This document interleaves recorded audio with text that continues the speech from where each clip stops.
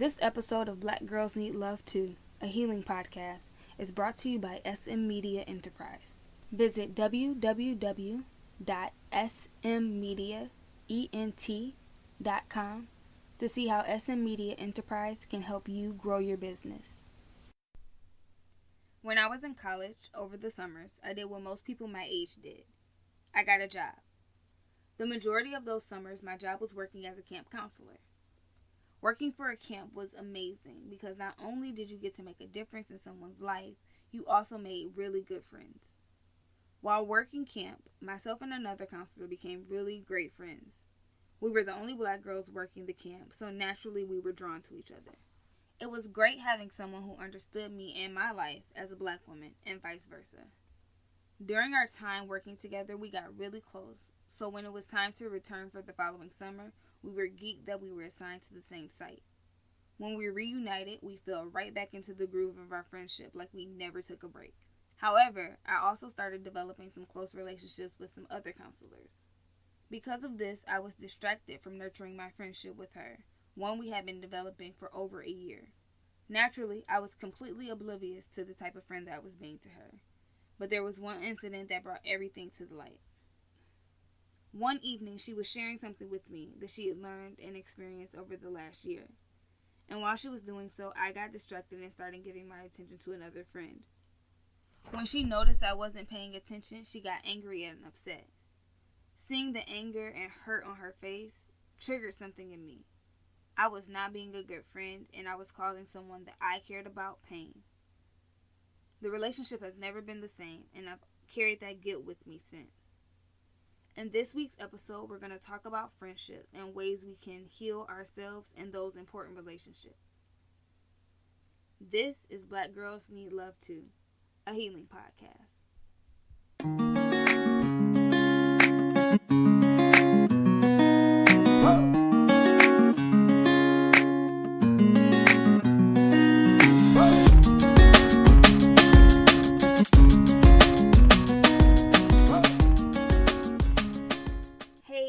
Welcome to the first official episode of Black Girls Need Love Too, a healing podcast. My name is Saidah Murphy, and I am so excited that you decided to tune in and listen to this journey that I am taking myself, that I'm going to take you on, that we can go on together. So before we jump into the episode, I want to just explain a little bit about the podcast, about the vision, about what to expect with each episode, and then we'll jump right into the goods. So my vision with this podcast was to guide healing conversations that have everything to do with black women. So everything from talking about our hair, talking about our skin, talking about our relationships with different family members, with our children, with our significant others, talking about work, talking about travel, talking about hobbies, you name it, we're going to talk about it on this podcast. And I got the idea because I am in a big transition time in my own life. So I'm going through some healing, and I know that there are other women out there who are also going through healing processes as well. So I wanted to kind of document my own healing journey in hopes to help other people on their healing journey. So this is how the podcast is going to work. So every week, I will start, or maybe if I have a special guest host, they'll start with a story that is related to the topic for that week's episode, and they'll really just tell a story about them, like you guys heard just a few minutes ago, about the topic, about something that they experienced, something that they've learned, or something that they're struggling with, or something that I learned, experienced, and struggled with. And then I will do an introduction like I'm doing right now. And then we'll jump into the interview. So every week it's going to have an interview. I'm going to talk with different black women in all different aspects of their life, different phases, different ages, different geographical locations. I'm going to just talk to everybody I can get my hands on about all these different topics and just really hear their stories and hope that their stories can help guide a little bit of healing in my life and in your life if you're listening, or in the life of somebody else. And then after the interview, You'll hear a quick debrief of the interview. I'll talk about some things that really stood out to me in the interview, some things that I think are really important for healing and in that healing process for myself, for you, for anyone. And then what I'm going to do is I'm going to give us a weekly charge. I'm going to participate, and I hope that you will participate too. So the weekly charge will be just something that will push us a little bit outside of our comfort zones, that would help us on the path to healing. Maybe it might be giving someone an apology. Maybe it might be something like taking some time to do some self-care. I'm not sure yet. We'll see where it grows, but it'll be things like that. And then last, I'm going to leave everyone with a weekly affirmation. So the weekly affirmation will be something that I will be using in my healing to kind of just foster some positive vibes for the week, really just help that growth. So that is Black Girls Need Love Too, a healing podcast in a nutshell. I am super excited. This vision has been a long time coming, and I'm so happy to see it finally coming to fruition. I am excited to hear stories and to talk with other women and to learn from them and vice versa. I'm excited that you guys get to hear it. I'm not expecting anything from this podcast. I'm not expecting any big hoopla or any big surge of notoriety or fame or anything like that. I'm really just on a healing journey myself. I have some things that, like all of us, that I need to work through, and I thought that this would be a healthy way to open up the conversation and have some dialogue with some other women and to learn from them and to kind of build that community. So with that being said, drum roll please. As you heard in the intro story, this week's episode is going to be all about friends. And I talked to a wonderful woman. Her name is Beatriz. And we just chit chat about friends and how she has navigated through her friendships in her life and how she has learned and evolved and grown through, like, going through her high school friendships, her college friendships, and now her adulthood friendships, and what she does to kind of foster those friendships and build that community. So without further ado, here's the interview with Beatriz, and I will check back in just a few.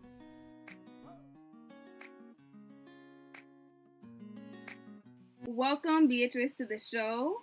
Thank you for taking the time out of your day to interview with me and talk with us about friends. Thank you for having me. I'm excited to be here. Great. Why don't you tell us a little bit about yourself? So I was born in the Dominican Republic and raised in the South Bronx. I say that because those two things are very important parts of my identity. I teach in the South Bronx, which was very intentional for me as a way to give back to my community. And my mission in life is just to empower others. And so everything that I do with my podcast, with this podcasting workshop, my job, and even when I was a pole dance instructor, it was all about empowering other people, especially people of color and especially women and femmes of color. Awesome. So let's get started.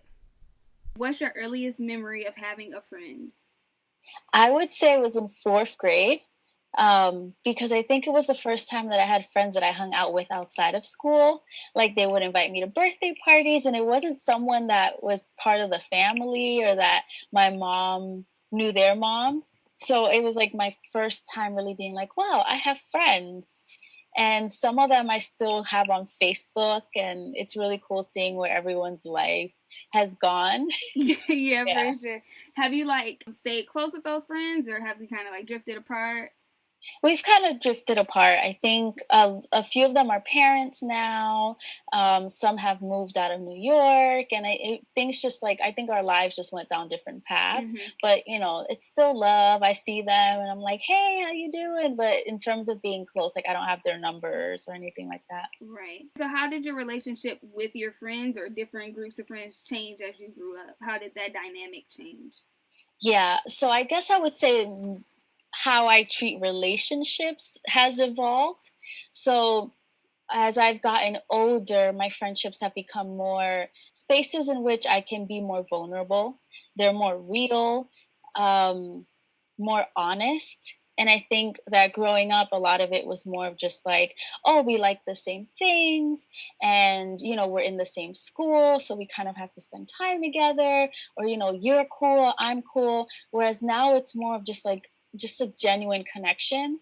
And of course, you have similar interests, but those interests aren't as superficial. It's more like life goals, spiritual reasons, just like it just goes much deeper. Right.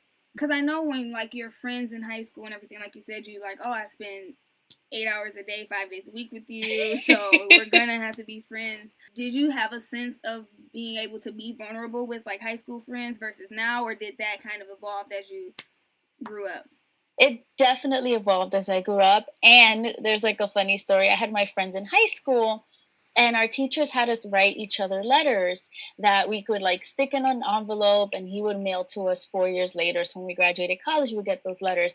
And my friends and I decided it'd be fun to write each other letters, but like without reading them. So we'd read them 4 years later.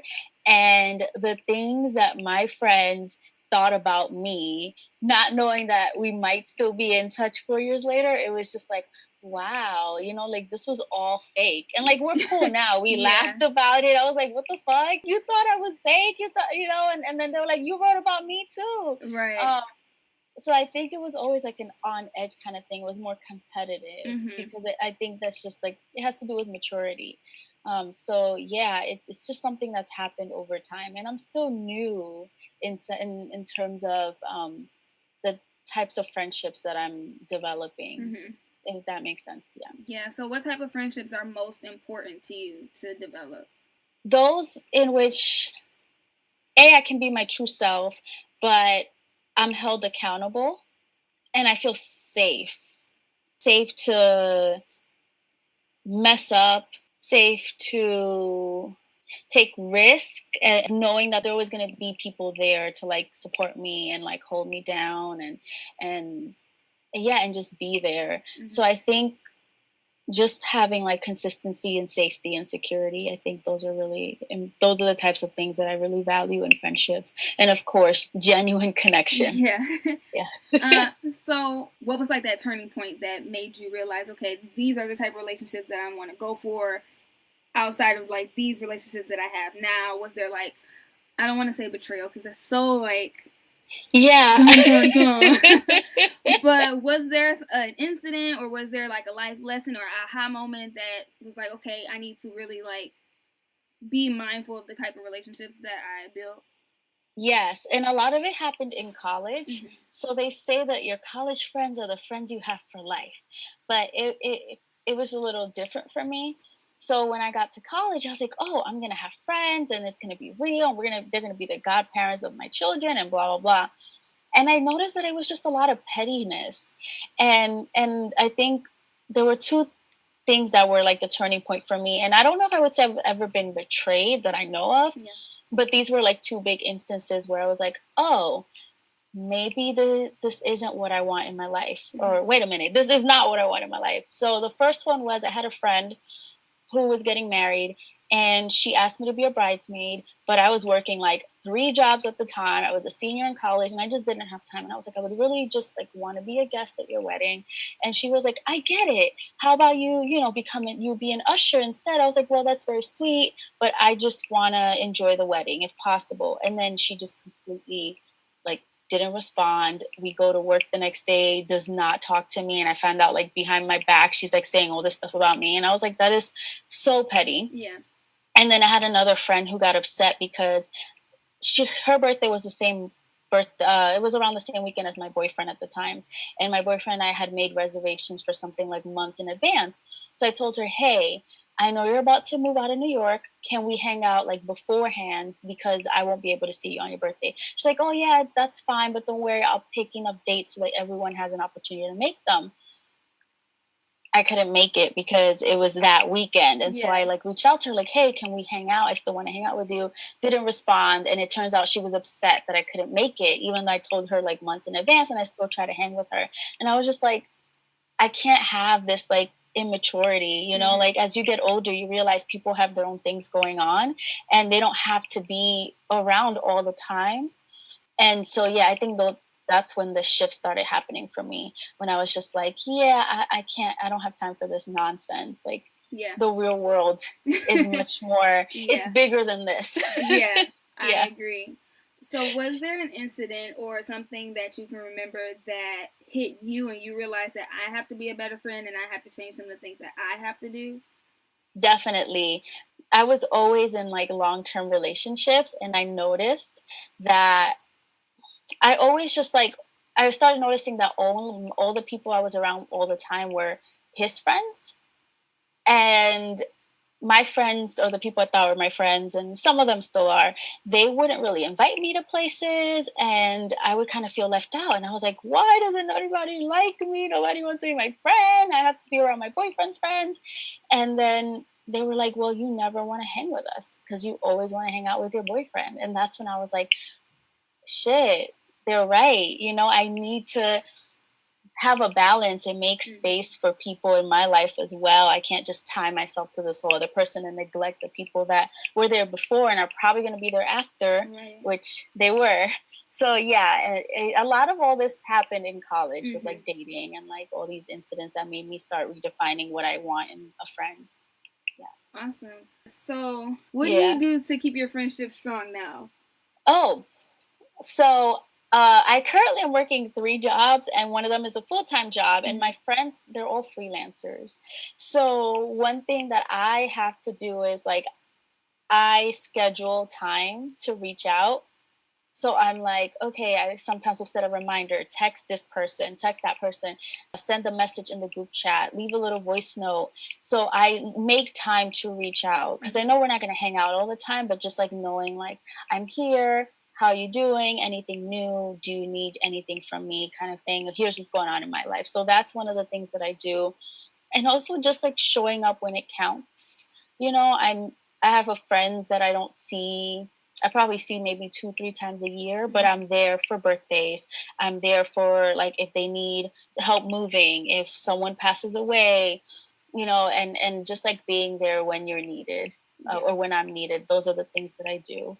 And I'm also very big on connecting people. So my group of friends, I actually met every person individually and then kind of just brought everyone together. So I'm really good at building community and understanding, like, for instance, one of my friends is a non-binary queer person and from the South, Black, and then there's another one who's a Black queer lesbian. And I was just like, they're both from New York City. One of them hasn't been here that long. The other one's been here forever. I think they would get along really well. And they like connected. And for some reason, like we now have our little group, but like understanding dynamics and what people might need, I think is a very strong suit of mine. So yeah, just, you know, it's also easier when your friends are friends with like each friends other. too. So yeah, so those are like things that I try to do, like build connections, keep in touch, and just show up. Okay, awesome. So have there been instances where you've tried to make connections between your friends and they didn't necessarily work out? How did you handle like that situation? Not that I'm aware of, but I'm pretty sure that they don't all gel with each other. Like even now, like my boyfriend, and even before he was my boyfriend, we were just dating. My friends don't really like gel with him because they're protective. I think I just understand that everyone's different, and you can't treat all your friends as if they're the same. You may love them the same, but you don't treat them the same. It's kind of like children, or like me as a teacher. Like I adore all my students, but I'm going to treat them differently based on who they are. And so I just recognizing, okay, this person does not like that person. That doesn't mean that I can't be friends with them. We just won't hang out together. Or like letting them know, hey, this person's going to be here. Are you cool with that? And then being very intentional about the information that I share and just making sure that everyone feels that I'm respecting their privacy and their boundaries. But I can only imagine that that's hard. I've usually been the one that doesn't get along with people when they try to make connections. And it happened in college. And I remember feeling really like shut out and then realizing like, it's my own problem. And, you know, just growing past that. So yeah, that's a good question. Yeah. I'll have to get back to you on that because maybe they don't like each other and I just don't know it. Okay, so if that situation came up, how would you handle it? Well, I would try to find out why. I don't know if I would go to the other. So like if it was one person that came up to me, I would try to find like why, and like if it's something that I can kind of like mediate or help them kind of see the person a different light, I would try. If it's something that is just like a non-negotiable, then I have to respect that. Mm-hmm. If it's, I don't know if I would go to the other person because I want to respect this person's privacy and feelings. But if it's both of them, I do a lot of restorative justice work, so I love mediations and like bringing people together and trying to come to like an agreement. So that's something that I think I would try if it was a mutual issue and they were both down for it. If they're not, then I just have to just let it be, and they can exist in two different spaces. I think that's the important thing to realize, that your friends don't always have to be together, that you can have multiple little pockets of friendships all over. Exactly. Like my work friends, I don't know if I would bring them around like my outside of work friends, yeah, it's just different. And like I also did pole dancing for a while, so like I had friends in the pole community, and I don't know if I would bring them around like my other pockets of friends, because it's just different. And even like demographically it's different in terms of like race and gender and sexuality and all of that. So yeah, they can stay separate. I still got love for everybody. So it brings me to the backgrounds of your friends. Do you think it's important about their backgrounds? Does it matter where they come from, or do you try to seek out people who have similar backgrounds to you, or do you try to seek out people who don't have similar backgrounds to you for like diversity reasons? Like, how do you go about choosing like, okay, we'll build this relationship? For me it's important. Growing up in the Bronx, like I never really had white friends. The only white people I knew were teachers, right, or people I saw on TV, or like doctors. It wasn't until I got to college, and I had a harder time in college because of that, because I just feel more comfortable. So I think like my friends find me naturally. So outside of work, my friends are people of color, and they're people usually from like humble backgrounds, like the one that I grew up in. And then my work friends, a lot of them tend to be white people. And that is something that I've gotten more comfortable with, because a lot of times, even in college, like I felt like I didn't belong, or like I wasn't smart enough, or I was too hood sometimes, or, and kind of second guessing my worth, or me taking up that space. And so now I'm okay with my white friends, but for me, it's very important to have people of color, and to have women and femmes in my life is very important to me. Just having that connection and that shared experience and how we navigate the world. But I have very close male friends as well. And I don't think do I have any white like male friends that I would say like close friends? Probably not. Right. Because white men, I mean, that's a whole other thing. Yeah, it's very important. I think I've just been fortunate that the spaces that I'm in tend to be very people of color centered, QT-POC friendly, and all that stuff. So it's still diverse in its own way, but in terms of race and like background, it's pretty homogenous outside of work. So what advice would you give people about being a good friend or building relationships? What should they try and do, or what do you do that they should maybe try and emulate into their own friendships and relationship building? So being present. So you don't always have to be around, but when you are around, be present. Celebrate everyone's existence. I love to celebrate my friends, even if it's just like, oh, I got a $50 tip at work today. Like, yay, let's celebrate it. And celebrating the value that they add to your life. Also understanding that people have different needs. It's kind of like the love languages, right? Everyone has a different way that they interpret love.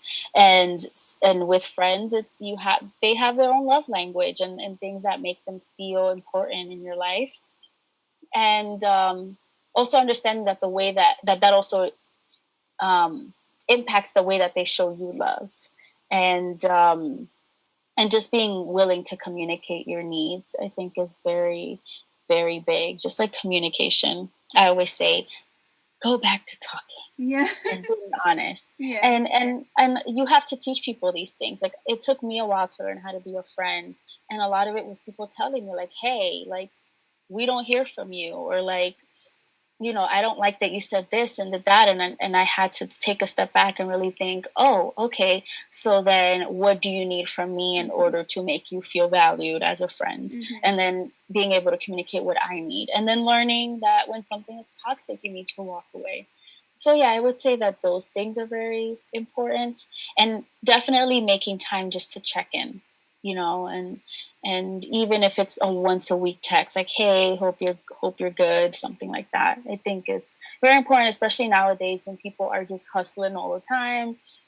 We're constantly behind the phone screen, and there isn't much time to like just sit in person and interact. Yeah. Just finding small ways to connect, even if you're sending like a little meme. I love to send my friends memes and funny videos, like hood clips and the shade room and all that stuff. And that's just cool. Yeah, that's great. So any final thoughts on the topic? Final thoughts? I don't know. Friends, I know that there's some people that like to go with like the no new friends, or I don't need nobody. Drop that. We're humans. We need connection. And at the end of the day, it's just nice to know that someone's there and got your back, and that you can also be of service to others. And it reminds you that your life is part of something much bigger, and that you're connected to this like universe. And yeah, so just acknowledge that, yeah, people need people, and there's nothing wrong with that. It doesn't make you weak or like not independent. It just makes you human. Yeah. I said that because I have a lot of students who are like that. They're like, I don't need nobody, miss. I don't need friends. All friends are fours, blah, blah, blah. And I'm like, y'all are in high school. You will grow up and you will learn that, you'll get to have your own friends. And it's important to have people in your life to connect with. Right. Yeah. You definitely grow as a person, and you're not going to always be the same person as you are in high school. So you're not going to always need the same friend that you needed in high school. So exactly. It's okay to let it go and move on. Yes. yes. I love it. Awesome. Okay, so let's do like how people can connect with you or anything like that. Okay, cool. So you can find me on my personal Instagram. That's what I use the most. It's Betty Ray 902. So that is BETTYREY 902. Or you can check out my podcast Instagram, Prob or Nah. It's short for Problematic or Nah, which is the title of our podcast. And it should be launching in about 2 weeks. For some reason, we keep getting sick and have to keep pushing it back. But you can follow us there for updates. I am also leading co-hosting a podcast workshop called Cash Shop NYC. And you can follow us on Twitter or Instagram or Facebook. And it's just like a hands-on podcasting workshop to help people get started and not have to go through the stress that I'm going through in the beginning. Yes. So yeah, that's pretty much where you can find me. I am very friendly, so you can always come and say hello and, holla at me. Awesome. Thank you so much. I think this is going to be great. I can't wait to cut it all together. I loved the conversation with Beatriz and hearing her story about how her friendships have grown and evolved over the years and what she does to foster those type of relationships. Something that really stood out to me from the interview was the fact that she finds it very important to stay present in her friendships. And that really hit home, especially with the story that I shared earlier, that being present and showing someone that you actually care and value their time is so important to building a relationship and to fostering a relationship and to keeping that relationship strong, whether it be a friendship with any type of person, a friendship with a coworker, a friendship with someone you've known for years, a friendship with someone you just met. Is very, very important to just stay present in the moment and give that friend in that space, in that situation and relationship, the attention that is needed. So before we jump into the next section, I just want to say thank you again, Beatriz, for being on the show. All of her information will be in the show notes, so if you want to connect with her, you'll be able to find all of her Instagram handles and Twitter handles and information about her podcast in the show notes. Now we are going to move on to the next segment of the podcast, which is our weekly charge and our affirmation. And again, that's just going to be our little challenge to break outside of our comfort zones and to start that path of healing.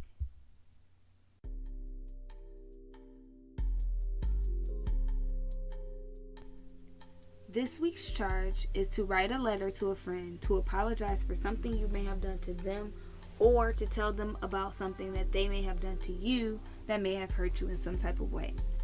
Take some time to yourself, sit down, light some candles, turn on some music, and really just reflect on the situation, on what you may have done in that situation that was wrong, or how that situation may have hurt you, and write everything down. Write it all out. Don't leave anything out. After you're done writing the letter, you can either mail it to the friend that you're writing the letter to, or if you want to just release it and let it go and just get it out of your system, you can burn it. This is going to allow you to just release some of that angst and stress that you've been holding on to that's tied to that situation. This week's affirmation is, I am considerate of others' feelings, and I am actively conscious in the role I play in creating them. I am considerate of others' feelings, and I am actively conscious in the role I play in creating them. I am considerate of others' feelings, and I am actively conscious in the role I play in creating them.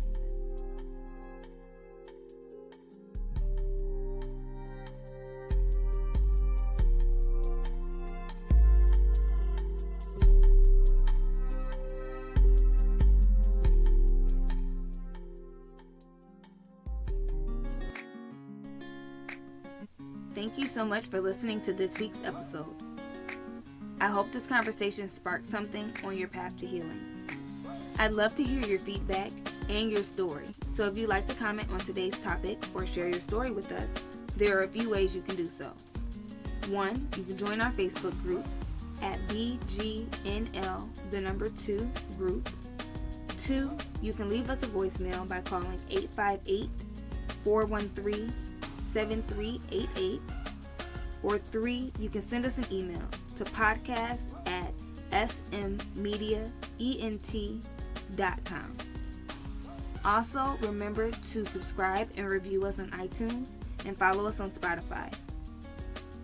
Remember, the first step of healing is starting the conversation. I wish you nothing but peace and positivity this week. Talk to you soon. One love.